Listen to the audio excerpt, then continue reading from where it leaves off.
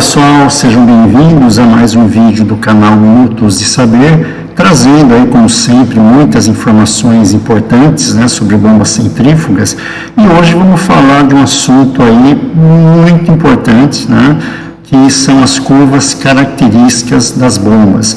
Gente, só um alerta, eu não vou entrar em detalhes, né, porque existem muitos tópicos a serem abordados quando a gente fala de curva de bomba. Então, qual que é o interesse aqui? É que vocês tenham uma noção, obviamente, para quem não conhece, como que o fabricante traça a curva da bomba. É muito comum a gente pegar a curva da bomba e não ter nem noção de como que o fabricante fez esse levantamento desses dados, tá? Então, o maior objetivo é que vocês conheçam, eventualmente, claro, para quem não conhece, né, como que o fabricante faz esses testes aí. E as informações que essas curvas trazem, tá? Mas isso a gente vai ver no vídeo. Gente, já vou pedir a gentileza, inscrevam-se no canal, é muito importante para que esse canal continue crescendo cada vez mais, né? Acione as notificações, porque todo vídeo novo que eu postar, vocês serão informados. E caso gostem do vídeo, deixem seu like. Dúvidas, críticas, sugestões sempre são muito bem-vindas, gente. Deixa no comentário lá que assim que possível eu respondo. Então vamos ao trabalho. O que é a curva característica de uma bomba? São representações gráficas que traduzem o funcionamento das bombas obtidas em bancos de prova dos fabricantes. O que nós temos informação numa curva de bomba, gente? Então, a vazão, né, nessas unidades, metro cúbico hora, metro cúbico segundo, litro hora, litro segundo, galões por minuto. Geralmente, pessoal, metro cúbico hora é a unidade mais comum, né? A altura manométrica em MCA, metros de coluna de água, ou em pés, normalmente MCA. Nós temos a rotação dessa bomba, a rotação na qual foi feito o teste, né, geralmente em rotações por minuto, RPM, o diâmetro do rotor em milímetros, o rendimento da bomba em porcentagem, a potência consumida em CV ou HP, NPSH requerido em metros de coluna de água ou pés, e algumas curvas trazem outras informações que a gente vai ver. Gente, só um alerta, tá? Tem muitos tópicos aqui que eu já tenho vídeos no canal bem explicado. Por exemplo, vazão, eu tenho vídeo, altura manométrica, NPSH requerido, tá? Então, quem tiver curiosidade de conhecer um pouquinho mais, gente, dá uma olhada nos meus vídeos lá que tem bastante coisa bacana, tá? Vamos em frente. Curva característica de bomba. Eu trouxe aí como exemplo uma curva de um fabricante KSB, que creio que muitos de vocês conhecem, né? Já vou falar um pouquinho a respeito dele. O que a curva da KSB traz, gente? Primeiro, o modelo da bomba, tá? Então, notem aqui que para cada modelo de bomba, né, eu tenho uma curva específica. Ah, Marcos, mas por que aqui eu tenho apenas uma curva e eu tenho 4 modelos diferentes aqui? Gente, porque a curva é a mesma, tá? A hidráulica da bomba, para Mega Norm, Mega Block, Mega Chain V, Mega Chain Vertical, que são alguns modelos da KSB, tá? Ela é comum, tá certo? Em seguida eu tenho o tamanho da bomba, não vem ao caso, gente, tá? Explicar aí, futuramente eu vou detalhar o que significa cada número desse aí, por exemplo, tá? KSB é um grande fabricante aí de bombas mundial, né? É uma empresa de origem alemã que está no Brasil aí há muitos anos, tá certo? Qualidade aí é indiscutível dos produtos da KSB. A rotação da bomba, né? A rotação do motor para qual foi feito o teste. Aí eu tenho ali a vazão volumétrica, né, a vazão em metro cúbico hora nesse caso. Ali eu tenho a minha altura manométrica em MCA. Eu tenho ali o rendimento da bomba, tá? Notem que eu tenho lá 64%, e cai para 62%, 60% e assim sucessivamente, ok? Vamos detalhar cada tópico desse, tá? Não se preocupem não. Ali o diâmetro do rotor, ok? Diâmetros que foram usados para fazer teste, certo? E vocês estão vendo aqui, gente, olha que interessante aqui. É uma prática comum fazer rebaixamento de rotor, só que algumas bombas necessitam de um rebaixamento específico. Tá? Isso aqui eu vou falar não nesse vídeo, né, como comentei com vocês, não fica muito longo, mas um vídeo futuro aí. Então aqui, gente, o rebaixamento do rotor, tá? Então ele recomenda aqui rebaixar o rotor paralelo até o diâmetro 115, abaixo desse rebaixar conforme figura. Então uma informação bastante importante aí. Então tá aí uma curva Aqui eu tenho, continuando, né, gente, a curva do NPSH requerido e a curva da potência consumida. Então, nós temos aqui a curva completa, tá? Então, o que a gente tem na curva completa, gente? Nós temos aqui, ó, vazão, tá certo? Altura manométrica, rendimento, diâmetro de rotor, NPSH requerido e curvas de potência consumida. Então, vejam que é uma curva bastante completa, com informações muito importantes aí. Gente, para quem não conhece curva de bomba, a um primeiro momento assusta, né? Nossa, que coisa esquisita isso aí, né? Quem nunca viu uma curva de bomba, assusta. Eu, quando eu coloco, estou dando uma aula de curva de bomba para meus alunos, eles olham isso e falam, nossa, nunca que eu vou entender isso aí. Gente, mas é bem tranquilo, é muito simples o entendimento, tá certo? Então, quem já se assustou, acalme-se que vai dar tudo certo. Como que eu obtenho essas curvas aí, gente? Então, essas curvas, essas bombas passam por um teste, uma bancada de teste. Nessa bancada de teste, eu tenho que ter alguns instrumentos, por exemplo, freio dinamométrico para medir potência. Eu tenho lá vários tipos de manômetros, né, para várias faixas de vazão, tá? E pressão, desculpa, para várias faixas de pressão. Então, os manômetros medem pressão.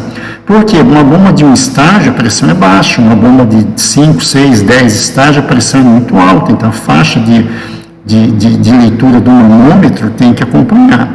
Termômetros não vem muito ao caso, né? Porque geralmente bomba é traçada com água, temperatura ambiente, mas está lá. Contagiros de aplicação direta, aquele que a gente coloca direto no motor, ou através de uma luz estroboscópica, para medir a rotação. Tubo de pitot, vertedouros, placas de orifício. Para quê, gente? Para nós medirmos a vazão, tá? Densímetro, viscosímetro, como normalmente curva de bomba é traçada para água, tá? Então não vem muito ao caso esses instrumentos, mas é interessante ter também. Voltímetro, amperímetro, watímetro, para medir as intensidades elétricas ali, né? Voltagem da rede, a corrente, a potência, tá?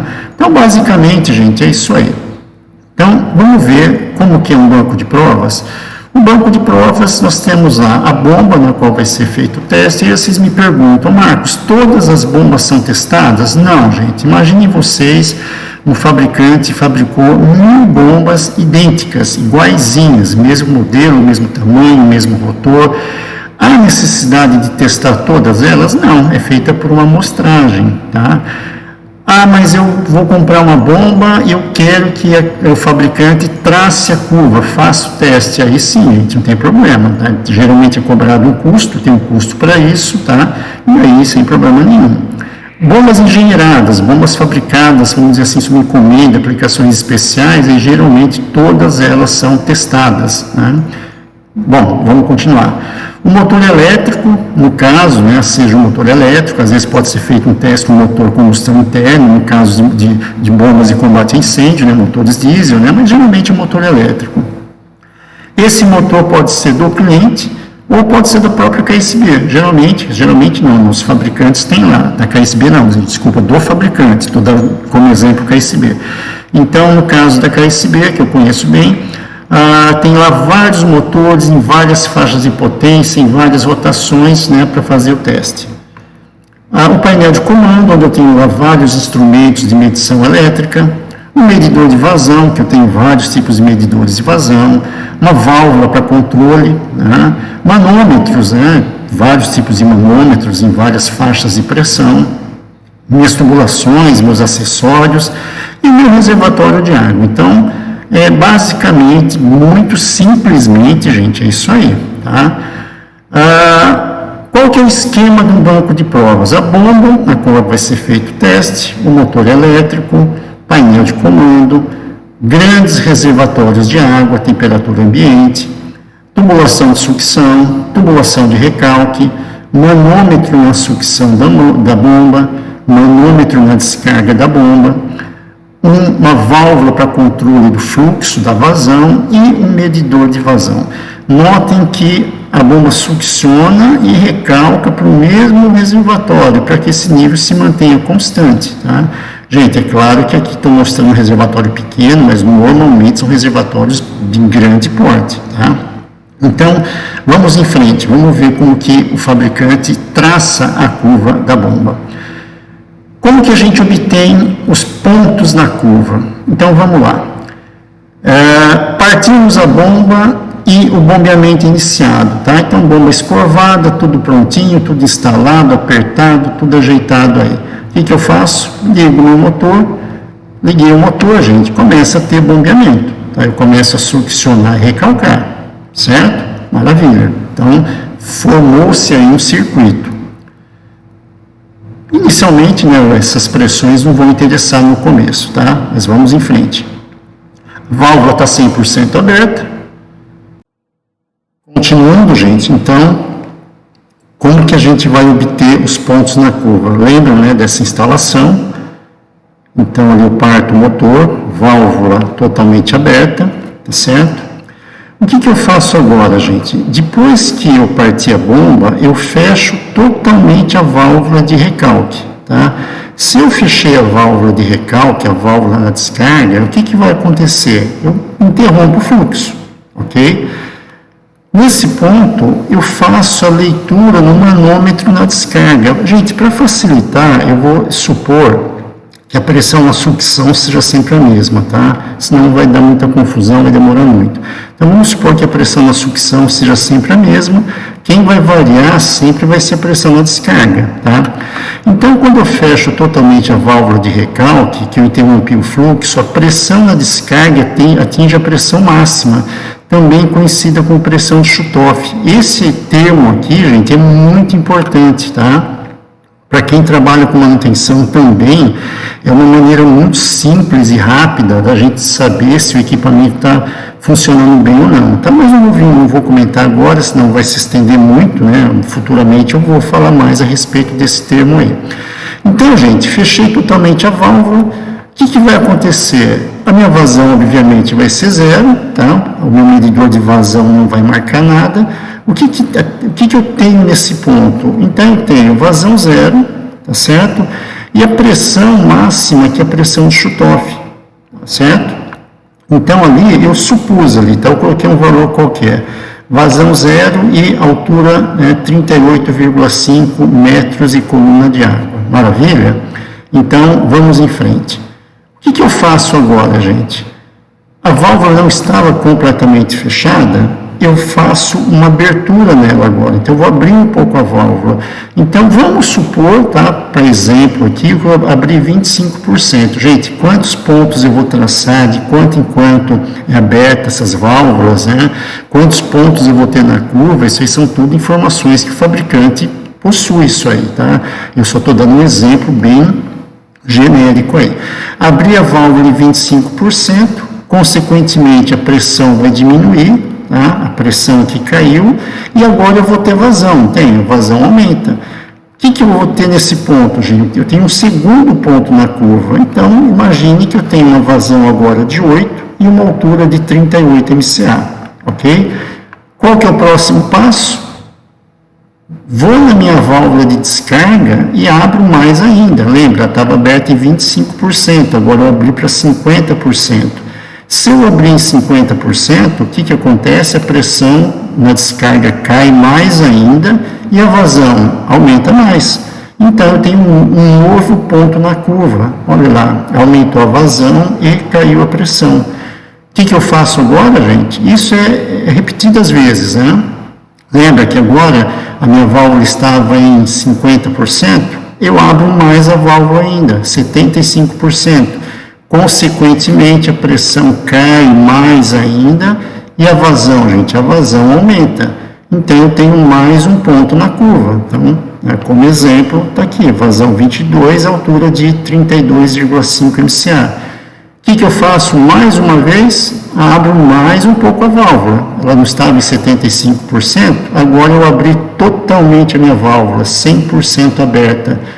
O que acontece com a pressão? Cai mais ainda e a vazão atinge a vazão máxima.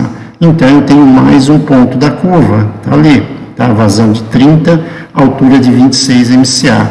Mais uma vez, gente, quantos pontos eu traço de quanto em quantos eu vou abrindo a válvula, isso é tudo dado do fabricante, tá? Existem normas para isso aí. Eu estou dando só uma explicação bem geral aqui.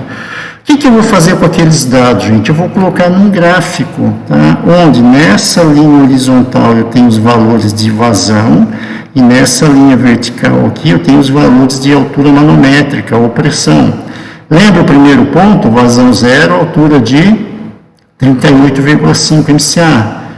Lembra que eu abri a válvula, a vazão aumentou e a pressão caiu. Não abri mais a válvula, a vazão aumentou mais e a pressão cai mais ainda. Continuo abrindo a válvula, vai para 22 e a pressão, gente, cai mais ainda, tá vendo?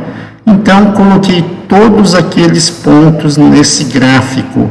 O que eu faço com esses pontos agora? Junto a esses pontos eu tenho quem? A curva característica da bomba. Mas se vocês lembrarem do começo lá da explicação, eu não tinha uma curva só, eu tinha várias curvas. Vamos ver o que acontece então? Só uma curiosidade, notem que alguns fabricantes, eles mostram não no formato de curva, mas no formato de tabela. Tá? Então, gente, isso aqui nada mais é do que pontos da curva. Eu vou pegar como exemplo aqui, ó, tá? Então, aqui, gente, ó, é a altura manométrica, tá? Certo? E as vazões, né? Vazão em metro cúbico hora válida para sucção em 0 MCA. Então, estou considerando que a minha pressão na sucção é 0. A água a 25 graus é o nível do mar, que isso aqui tudo influencia, tá? Como eu falei para vocês, não tem muito em detalhes, não, senão a coisa ia ficar muito longa. Olha o que eu vou pegar aqui, gente. 8,4 de vazão e eu tenho altura de 20 MCA, tá? Então, olha, aquele ponto eu vou jogar ali naquele gráfico, tá vendo? 8,4 por 20. Vou pegar um outro ponto, 12,2 de vazão e uma altura de quanto, gente? Ó, o que o fabricante mostrou? Que é uma altura de 18, tá? Olha ali o que eu fiz. Entenderam? Estou colocando esses dados tabulados aqui no gráfico. Qual que é o meu novo ponto? Vazão de 15,2 e altura de 16. Olha lá, 15,2 por 16. Mais um ponto. 17,7 de vazão por 14 de altura, tá vendo aqui, ó, 17,7 por 14, eu estou pegando esses pontos da curva aqui, tá, esse aqui eu deixei aqui, mas eu só estou pegando esses aqui, então, olha lá, mais um ponto, vou pegar mais um ponto, gente, olha lá, 19,8 de vazão, e qual que vai ser minha altura? 12, tá, coloquei ali, o que eu faço agora, gente? Olha ali, ó, é a curva da bomba, vocês entenderam, então? Tem muitos fabricantes, para facilitar a leitura, eles mostram dessa maneira, que na verdade nada mais é do que esses pontos da curva jogados aqui, né, vamos dizer assim, numa tabela, certo? Então é isso aí, bem tranquilo, né? Muitos me perguntam, o que é isso aqui? Nada mais é do que a curva da bomba, os pontos da curva. E notem que aqui, o fabricante já deu ali, ó, que a potência para esse caso é de 2 CV. Então, o motor de 2 CV cobre todos esses pontos da curva. Eu não comentei com vocês antes, gente, mas a bomba centrífuga é um equipamento extremamente versátil. Por quê? Para o mesmo diâmetro de rotor e uma mesma rotação, eu tenho muitos pontos de vazão e pressão, tá? E se a gente variar a rotação? E se a gente variar o diâmetro? Aí a coisa aumenta mais ainda. Vamos ver o que acontece? Então, os pontos da curva são obtidos geralmente em rotações comerciais, né? Então, normalmente, motor de 2 polos, 3.500, 4 polos, 1.750, 6 polos, 1.160, 8 polos, 880, né? Geralmente são essas rotações aqui, tá? As rotações comerciais, né? Tá? Então, olha aqui que interessante, gente. Eu estou variando a minha rotação. Olha aqui, desenho o motorzinho girando aí, em 3.500 rotações, tracei a curva da bomba. Como nós já vimos, eu não vou repetir, não vou colocar valores que não há necessidade. Então, nós já vimos isso aí, tá? Olha o que eu vou fazer agora, gente. Dá para perceber que a rotação aqui diminuiu? Se caiu a rotação, consequentemente, eu vou ter o que, gente? Outra curva. Eu vou ter outros pontos de vazão e altura manométrica, tá certo? Vou continuar reduzindo mais a rotação, tá? Claro, né, gente? Aqui está bem, só para a gente ter uma noção do que acontece, né? Olha uma rotação de 1160, tem uma outra curva. E se eu diminuir mais a rotação ainda, gente? Consequentemente, a vazão e a altura manométrica cai mais ainda. Existem algumas leis, chamadas leis da similaridade, que mostram para quanto vai a vazão, para quanto vai a altura. Não vou abordar isso nesse vídeo, tá, gente? Senão vai ficar muito comprido o vídeo, muito longo, tá? Comprido não, longo, desculpem. E se eu variar o rotor, gente? O diâmetro do rotor, acontece algo semelhante. Olha lá, tracei a curva para um rotor máximo, tá? Estou traçando os pontos ali, certo? Olha lá que legal. Tracei, beleza? Normalmente, o primeiro rotor, a primeira curva é para o rotor máximo. Aí, o que eu faço? Olha lá, dá para perceber que a rotação é a mesma, só que eu diminui o diâmetro. Eu vou ter, consequentemente, o que, gente? Uma outra curva, reduzir de 200 para 180. E se eu reduzir mais um pouquinho? Olha, percebam que a rotação é a mesma, o diâmetro diminuiu. Eu tenho uma outra curva, e assim sucessivamente até atingir um rotor mínimo. Marcos, por que eu não coloco nessa bomba um rotor maior do que esse? Porque não cabe, fisicamente não entra. Por que eu não coloco um rotor menor que esse? Porque hidraulicamente eu perco totalmente o meu bombeamento, o meu rendimento, tá? Então, normalmente, em torno de 20% a 25% de redução que os fabricantes usam aí, tá? Mas, gente, isso vai de fabricante para fabricante, tá? Olha lá um exemplo, variação com diâmetro de rotor. Gente, se a vazão muda e a altura muda, quando eu mudo o rotor ou quando eu mudo a rotação, consequentemente a potência vai mudar também, tá? Daqui a pouquinho eu vou mostrar a fórmula de potência. Então, notem que para a vazão de 8, eu tenho uma potência consumida de 2,6. Para a vazão de 16, uma potência consumida de 3,5. Notem que conforme a vazão aumenta, gente, a potência consumida aumenta. Então, essa curva é uma curva de vazão e potência, tá? O que eu faço? Tracei a curva de potência consumida para aquele rotor. E se eu traçar a curva para os outros rotores, gente, acontece a mesma coisa, tá? Olha lá, conforme o diâmetro, vejam que a rotação é a mesma, o diâmetro mudou. A potência consumida cai também, tá? Mais uma vez, gente, existem umas leis da similaridade que regem isso aqui, tá? Isso fica para um próximo assunto aí. O mesmo acontece se eu variar a rotação, tá? Eu vou colocar dados aí, valor, gente, que acho que fica bem tranquilo entender, né? Notem aquela rotação. Se eu diminuir a rotação, gente, o que acontece com a vazão e a pressão? Cai. Se a vazão e a pressão cai, a potência consumida cai. Olha lá, estou variando a rotação para menos, tá vendo? Até uma rotação de 880. Estou usando como exemplo isso aqui, tá, gente? Tá? Mas a rotação está diminuindo, a potência consumida está diminuindo, certo? Bem tranquilo, né? No NPSH, gente, geralmente o fabricante traça a curva com o diâmetro máximo de rotor. Lembra que eu posso variar os diâmetros, mas normalmente o fabricante ele dá para o rotor máximo. Então, por exemplo, para uma vazão de 10, eu tenho um NPSH requerido, que é um dado da bomba, de 1,5.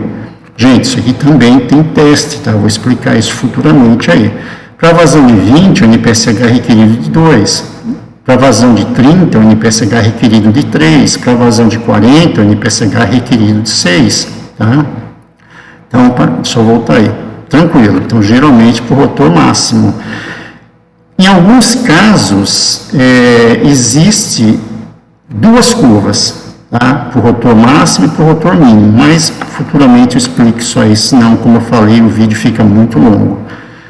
O NPSH requerido também vai variar em função da rotação. Então, imagine ali, coloquei nesse caso só duas rotações, né, 3.500 e 1.750.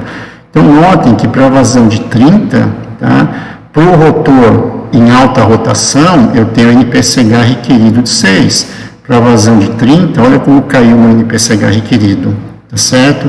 Então, uma das possíveis soluções para se evitar a cavitação é diminuir a rotação da bomba, desde que atinja o ponto de operação, senão não vai adiantar nada, né? Não adianta nada eu reduzir a rotação para que a bomba não cavite, mas a bomba não está me fornecendo vazão e pressão necessária, tá? Então é isso aí. Nos rotores radiais, gente, a curva de potência consumida, ela tem essa característica aqui. Quem não lembra do que é um rotor radial, vai lá no meu vídeo que eu estou mostrando que é um rotor radial. Tá? Mas, só para lembrá-los, né, o rotor radial é aquele onde o fluido entra paralelo em relação ao eixo e sai perpendicular em relação ao eixo, sai radialmente em relação ao eixo. A potência consumida, gente, aumenta conforme aumenta a vazão, tá? Então, por exemplo, para uma vazão de 10, eu tenho uma potência consumida de 5. Para uma vazão de 50, minha potência consumida foi para 12,5, tá? Então, nos rotores radiais, que é o caso mais comum, existe acontece isso aqui, tá? Para outros tipos de rotores, gente, o rotor semiaxial e o rotor axial, muda um pouco a coisa, tá? Não vou falar agora também, como disse a vocês, senão vai ficar muito longo, existe um outro comportamento da potência quando eu mudo a hidráulica da bomba, certo? E a curva de rendimento, gente? A curva de rendimento é assim, ó, a curva de rendimento originalmente é traçada dessa maneira. Então, aqui está representado um rotor maior, um rotor médio e um rotor pequeno, tá? O rendimento, em função da vazão, aumenta, chega um ponto e começa a cair. Só que se vocês notarem, se vocês se lembrarem, a curva de rendimento nos rotores, ela não está plotada assim. Tem curva, tem bomba que vem colocada assim. Mas, em muitos casos, essa curva está representada aqui em cima. De que maneira? Bem simples, ó. Então, imagine aqui, ó, peguei 70%, tá? 70% de rendimento, eu vou ter 70% de rendimento no rotor máximo nessa vazão. No rotor médio, vamos chamar grande, médio e pequeno. No rotor médio, eu vou ter os mesmos 70% numa vazão maior.